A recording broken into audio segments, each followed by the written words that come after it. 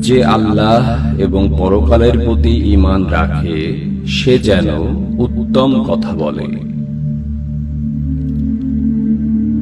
তোমাদের মধ্যে ভালো মানুষ তারা যাদের দেখলে আল্লাহর কথা স্মরণ হয়। সাবধান, তোমরা হিংসা করা থেকে আত্মরক্ষা করো। মুসলমান ব্যক্তির ইসলামের সৌন্দর্যগুলোর মধ্যে একটি হল নিরর্থক কথা ও কাজ ত্যাগ করা। কোন নিন্দুক জান্নাতে প্রবেশ করবে না। যার মনে বিন্দু পরিমাণ অহংকার আছে সে জান্নাতে প্রবেশ করবে না।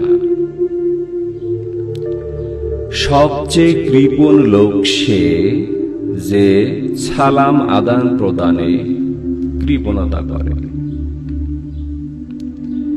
যে মানুষের প্রতি দয়া করে না আল্লাহ তার প্রতি দয়া করে না। প্রতিবেশীর প্রতি সুন্দর সহানুভূতির আচরণ করো।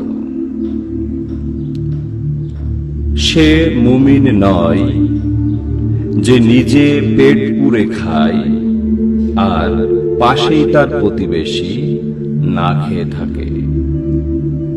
মুসলমানকে গালি দেওয়া ফাসিকি আর হত্যা করা কুফরি। যে আল্লাহ এবং পরকালের প্রতি ঈমান রাখে সে যেন নিজের মেহমানকে সম্মান এবং যত্ন করে। মুসলমান সে যে নিজের অনিষ্টকর ভাষা ও কর্ম থেকে মুসলমানদের নিরাপদ রাখে। যারা পৃথিবীতে আছে তাদের দয়া করো, তাহলে যিনি আকাশে আছে তিনি তোমাকে দয়া করবে। ঈমানের পূর্ণতা লাভকারী মুমিন তারা যাদের নৈতিক চরিত্র সর্বোত্তম। আল্লাহ যার ভালো চান তাকে দ্বীনের সঠিক জ্ঞান দান করেন। আল্লাহকে ভয় করো, তাতেই বড় ইবাদতকারী হতে পারবে। সে ব্যক্তি দোজখে প্রবেশ করবে না যে আল্লাহর ভয়ে কাঁদে। শ্রেষ্ঠ আমল হলো আল্লাহর জন্য ভালোবাসা এবং আল্লাহর জন্য ঘৃণা করা। যার মধ্যে আমানত নেই তার মধ্যে ঈমান নেই।